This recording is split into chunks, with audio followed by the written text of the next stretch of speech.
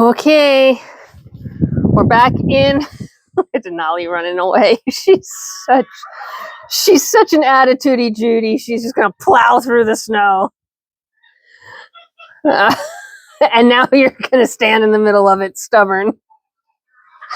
Okay. What I was gonna say is I am back in the goat stall with the girls, checking everybody out, taking a look at what's going on.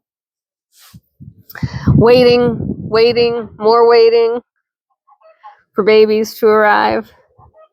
Y'all, at this point, y'all think I'm just nuts and I'm hallucinating, and I can't say that I blame you.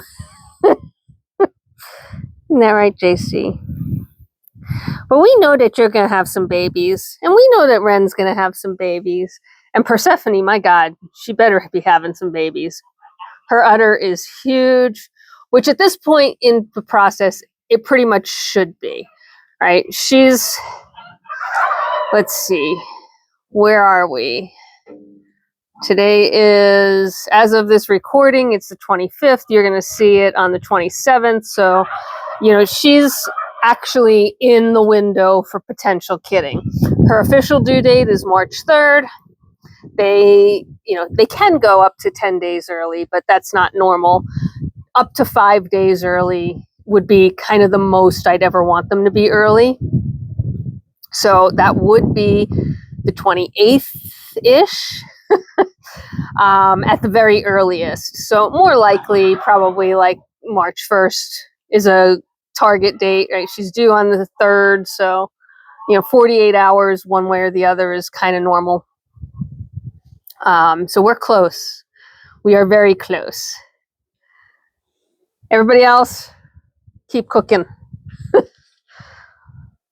Lotus is still, semi on the radar, but frankly, not at all. Denali remains on the radar with complete frustration because, my goodness, she looks pregnant, she acts pregnant, she's doing everything to indicate late-stage pregnancy, but she has no udder, so that is a concern.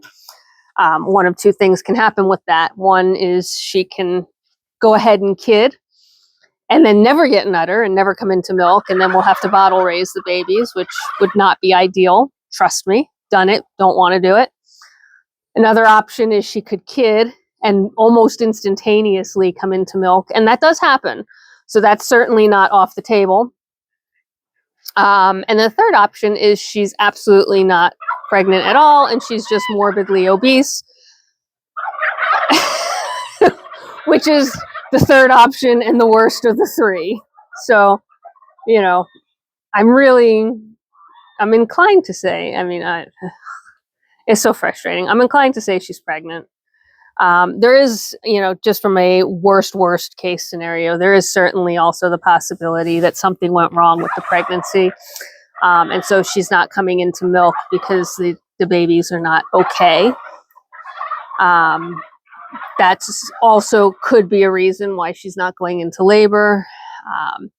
So, since that is an option that's on the table, and she is so large, I will tell you that, if we go another week, I will probably end up having to have a vet call for her just to verify that, we don't have dead kids in there.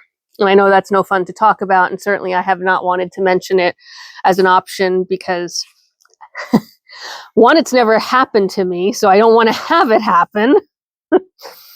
But two is I just don't want to talk it into existence, right?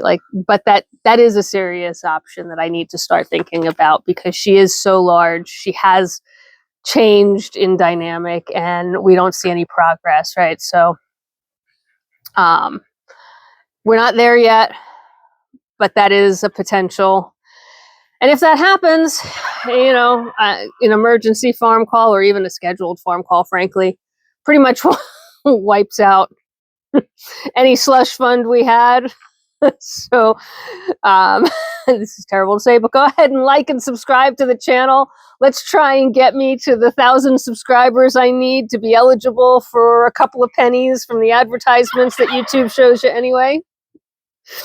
I'm laughing because I really don't want to entertain that thought. So I am pushing it away, right? Just to be clear, I'm not taking light I'm not making light of my goat's health or well-being. I just don't want to dwell on that right now when we don't have to. Okay? So, in the interim, Persephone here, aside from being just covered in everything, is determined to pretend that she's going to go into labor any second now. And she's not, right? She's been looking like this and laying like this for a month now. JC is as wide as a house, so we're pretty sure we got things happening here, but look at that. Look at the size of her. She is one of my most petite goats, and she's gigantic. When you see her from the angle of the barn cam, my goodness. Sometimes I wonder if she's got, 5 kids in there. Is that possible? Yes. Is that likely? No. With a goat her size, I would hope that nothing more than 2 are hanging out in there. And 2 is ideal. So, yeah, y'all can hope and pray for me that we have kids soon so I can stop making silly videos like this. And 2, that everybody has twins. Everybody that is going to have babies has twins. Twins are perfect for everything. 2 teats on a goat, 1 for each kid. Isn't that right, Miss Wren? Twins are just the perfect balance. When you have more than twins, then look at her. So see those ears back on Persephone? That's an indication, generally, right, of one of 2 things. Either she's mad or she's, I'm not going to say in pain, because that's probably not the right word, uncomfortable. She might very well be having, an early positioning, or the kids might be moving around in there, and she's got her ears like, woo, back because stuff is happening inside and she doesn't like it. So those are some of the behavioral signals as things get closer that I watch for. That's funny. She is just, when they look like bunny rabbits, it's not a good thing. Well, it's not a bad thing. It doesn't mean though that they're happy. In this case, I think she's probably more annoyed than anything. And I also think that those kids, based on just what I can see from her sides, are probably starting to move around a bit and position themselves a little bit in anticipation of next week's arrival. So we'll continue to keep an eye on Miss Denali, who is being attitudey Judy out there. Look how big she is. How could she not be pregnant? Come on. Let the kids out. And everybody else maintains on track for what we're expecting. I've lost entire track of what I was saying as I walked in the stall. So what you're going to end with is that, because that's all I got for you today. I was telling you to pray for twins. That's why. All right. We'll talk about that at the next video, because we've already reached in a ridiculous length. And yeah. And I keep getting distracted by all their interactions. Look at JC and Persephone. JC is Persephone's grandmother, by the way. And then Lotus is going to intervene to separate the 2. Meanwhile, Misty, who's Persephone's mom, is just going to stand back and be like, yeah, you guys figure it out. Okay, on that note, I'm ending it. Have a fabulous day wherever you are in this world. Take care of yourselves. Take care of each other. Be kind. And I will see you at the next one. Bye for now.